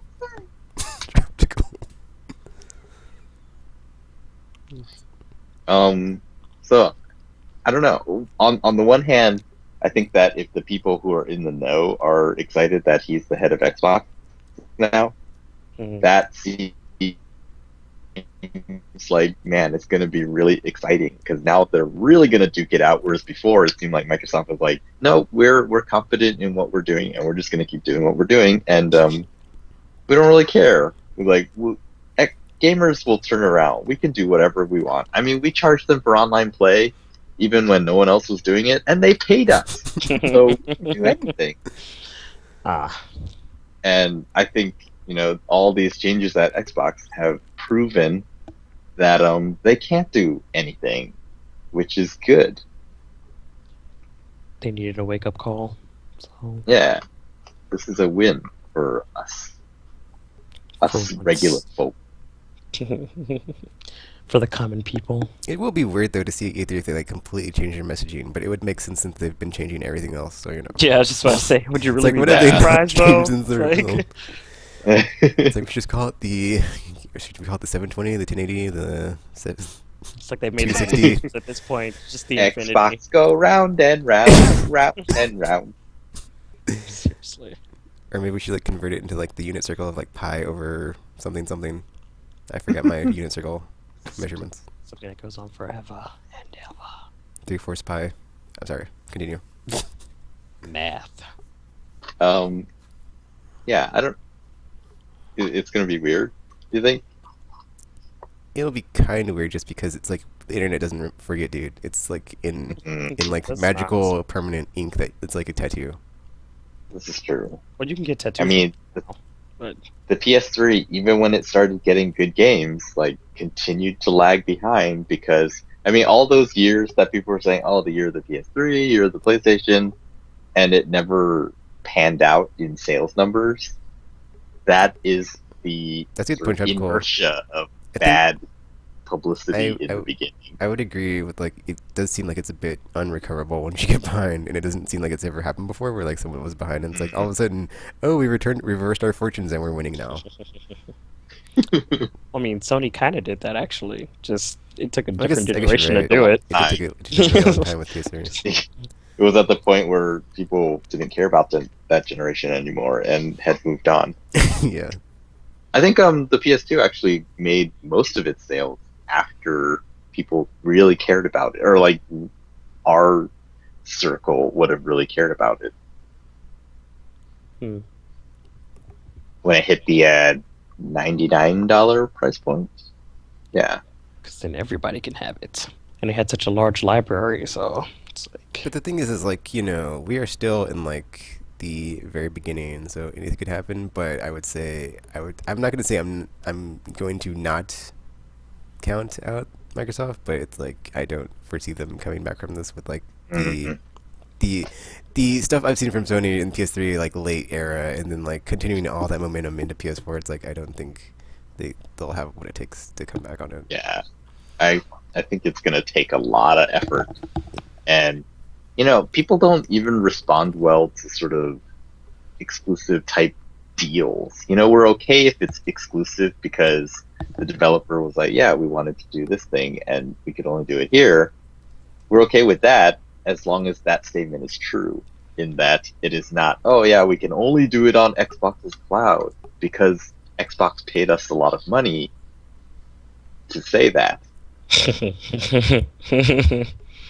It'll be interesting to see Microsoft. the Titanfall numbers for 360 when it finally does come out for it. Since you know that Next was week. supposedly the you know linchpin for Xbox One, and not so much apparently. Yeah.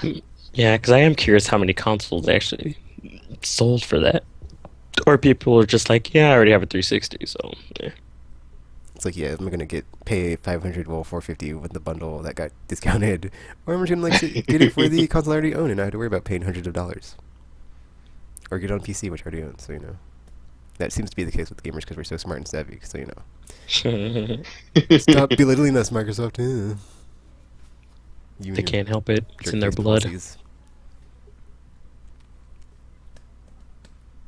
So yeah, like, sorry, go ahead. I was gonna move on to another topic, but continue. Oh, okay.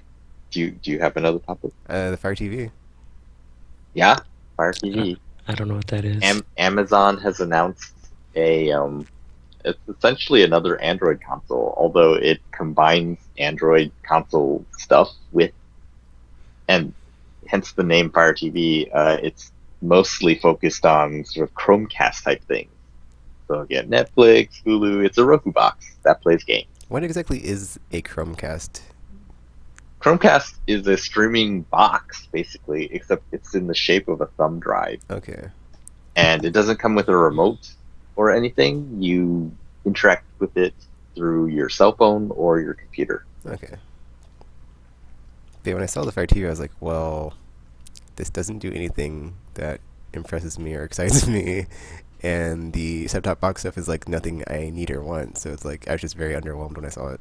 I was like, the price, Yeah, I price mean- is good, but besides the price, it's like nothing here gets me to really want to care for this product. That's pretty much what it is. I mean, I have a PlayStation 3, PlayStation 4, I have an Ouya even, and I have two Chromecasts. So basically, I can do 95% of everything that Fire TV offers. The only thing I can't do, Amazon has, we've heard that they've been hiring game designers. They got Kim Swift recently, and another person who used to be at Valve. And, yeah, so there's going to be exclusive games on Fire TV. The first of which is a third-person / tower defense game called Zeb Zero.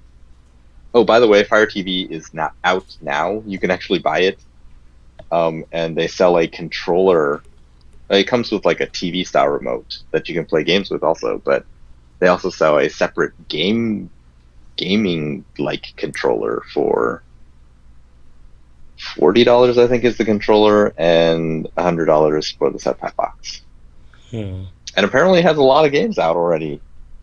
Primarily it's things that have already appeared on other platforms, but things like Dead Trigger 2, just sort of the big stuff that you would expect from Android.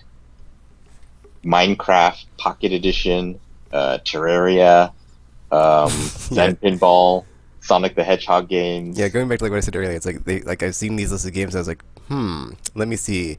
Destiny, The Division, Order 1886. Yeah, pass. No thanks. Yeah, exactly. It's like I can play landfill games on my TV, or I can play amazing console experiences. Which one? Even for $400 is not even a question. It's like, dude, sorry, you're not what I want right now. Go away. There's a game called Grand Trucksimo. Anyway. Yeah, was like, who's the audience for this? Like, I don't even care about it, and I don't even know who would. But maybe if you really like your mobile and tablet games, and you want to play them on your TV, $100. I think it's gotten kind of crazy. I mean, I agree.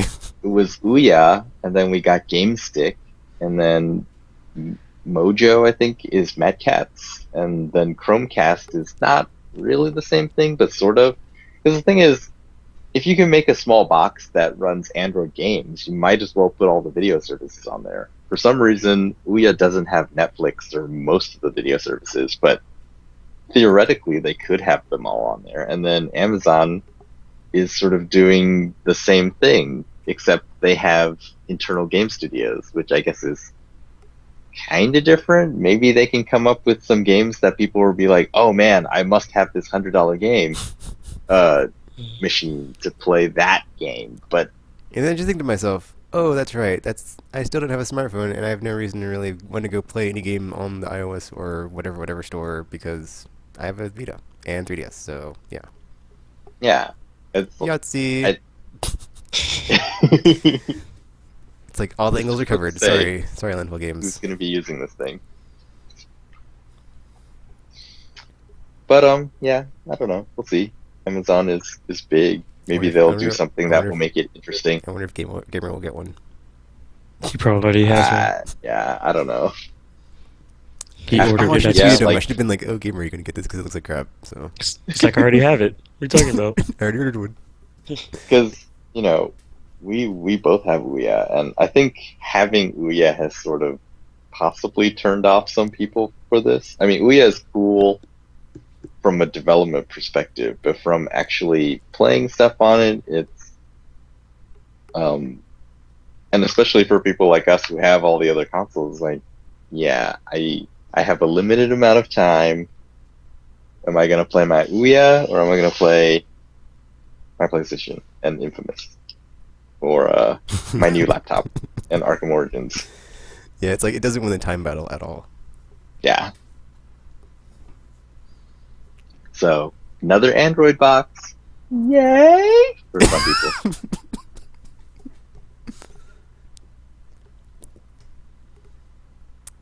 What else? What else we got? I think, well, the Fire TV was like the big story. I think after I saw that, I kind of forgot anything else that happened that week. I was like, oh, that was out of nowhere. But then I was like, oh, that doesn't really... And then I had my reaction. I was like, so, yeah. Well, heists and the highlights are coming to Grand Theft Finally, Auto Online in spring. It doesn't have a release date yet. So I know it's like spring. I was like, finally, dude, but come that fun. Watch Dogs is like about to come out, and you might lose some people. So you're gonna be able to get debut of multi-property ownership, and the heists from the single player, but multiplayer, which is basically the only thing I've been waiting for. They also said something about single-player story content, I think, via DLC. We'll see. but no date, so whatever. Yep.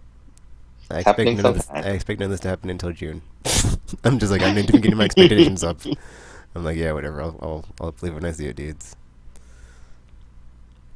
Microsoft unveiled Universal Windows app, which allows developers to create apps once and then deploy them to tablets, Windows PCs, Windows phones, and also Xbox One. So one of our predictions has come true. Windows apps are coming to Xbox One at some point. Again, this has no date. Adam Sessler is retiring from So depressing. being in front of the camera. Dun, So dun, dun. he's now going to what did you say? Basically, he wants to work in games still, but in some other capacity. And that is all we know about that right now.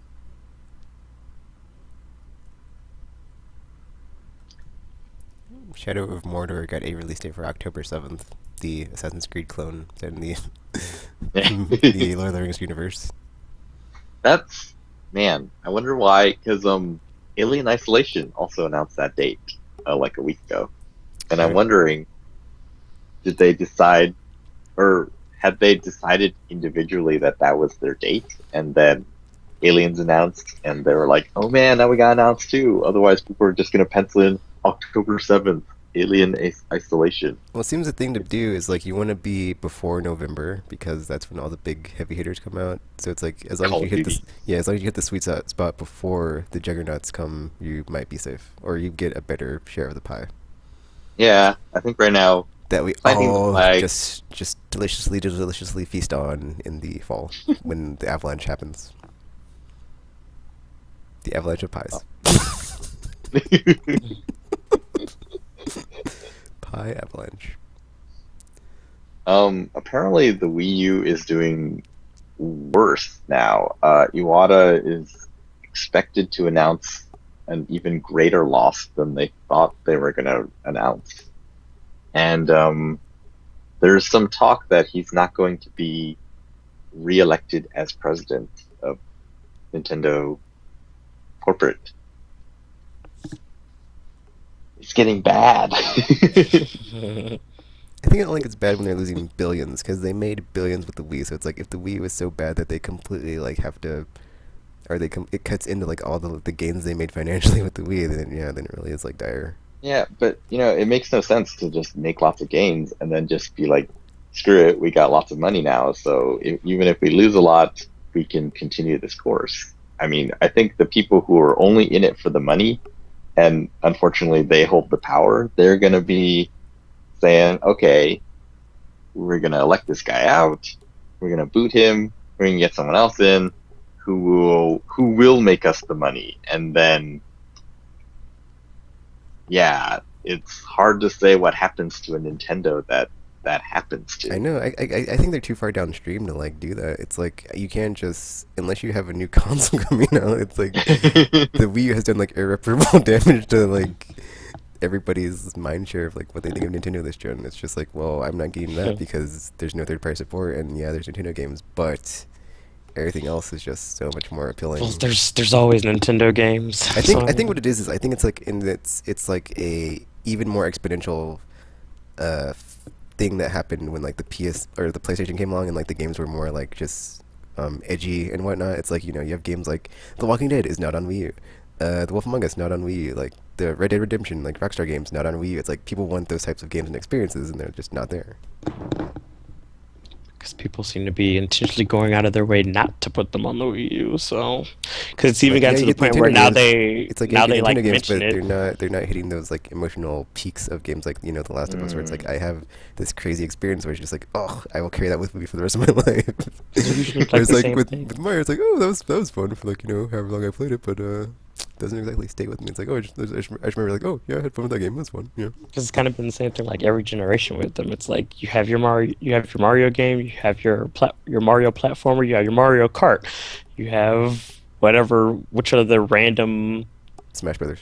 Yeah, yeah. Of course, there's Smash Bros. As well. It's like that's usually like how they go, and then you'll have your Legend of Zelda, and then one of the lucky B tier will get to have their game this generation, and it's like, well, which one of you it's going to be this time? And apparently, this gen it was Donkey Kong because he's gotten quite a few games out. So it's like it's always the same thing with them every generation. So most people haven't even bothered giving them another look.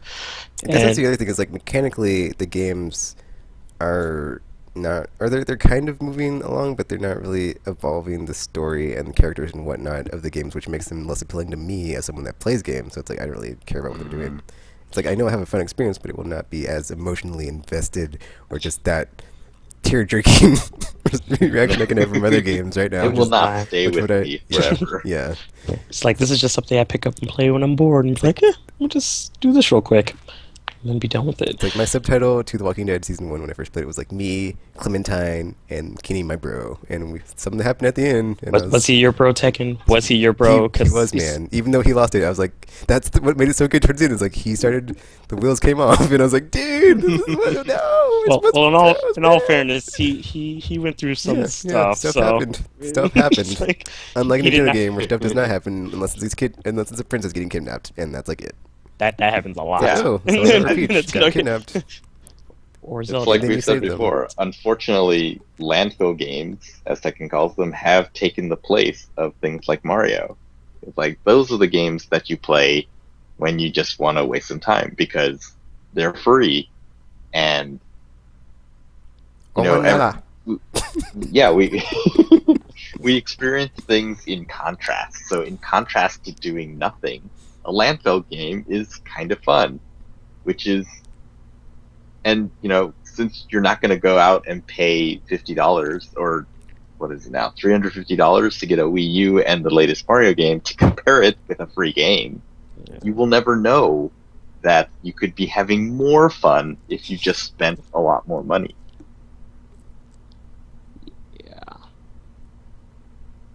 Yeah.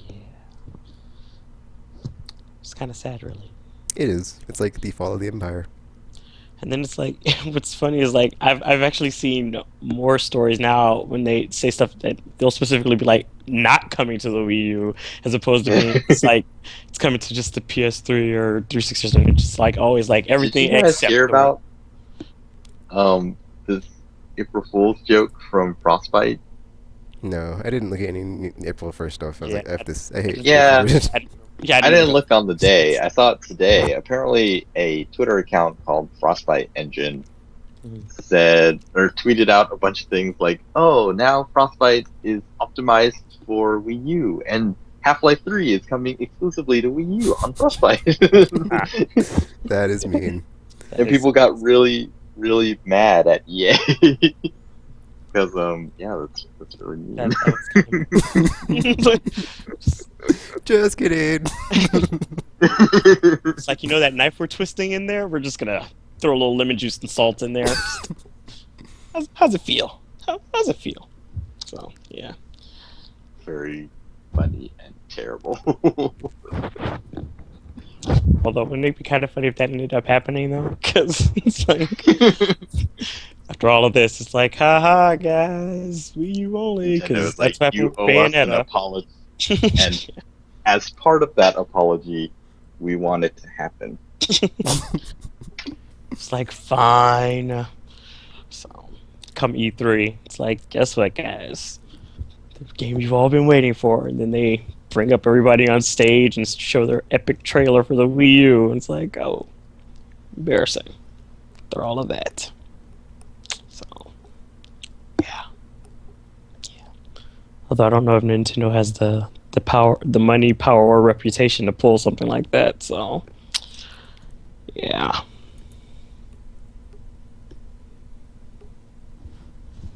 So yeah, we kind of mentioned this earlier, but Square Enix was all like, well, we might renew our focus on the games that we used to make because we remember how popular they are after Bravely Default, sold, and I guess we should get back to making the games like these. So It's like, oh, you think Square Enix? You think you should be doing that? Because, Meanwhile, we have ridiculous expectations for Tomb Raider, but whatever. Yeah, seriously. Like, what the hell?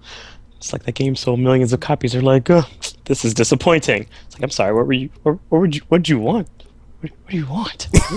It's like, not good enough.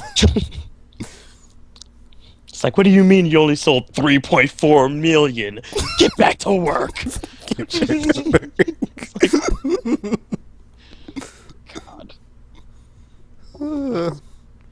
I think they've been clouded by Final Fantasy's success, where it's like they've had games in their series selling like 7 million or whatever. So now they're like, "Ah, if your game can't do that, it's not good enough." It's like, yeah, that's a not how. little bit crazy. It's like that's not how games work, Square Enix. It's yeah. I think 3.4 is pretty damn good. So, especially considering how that series had been going for their later years. So, yeah, they're insane. Some exciting release dates. FTL Advanced Edition comes out Friday. That's the 4th of April, and The Wolf Among Us Episode 3 comes out next Tuesday. Holy crap. Yay, something else for me to download and not play. Cool. That's April 8th. Woohoo! So that means I only have 2 more episodes before I can actually play it. Yep. It's time for me to finally play Episode 2. And then download Episode 3 and then not play it. It's funny because I haven't played episode 2 yet on PS3, so I'm going to totally do a marathon of it. It's like, yes, Wolf Among Us Day. Yep. 2 for 1. Let's do it. Would it really be a marathon though? I mean, apparently they're not that long, so. Well, compared to one episode of every 4 months or whatever. It's like, alright, I get double the goodness. I guess.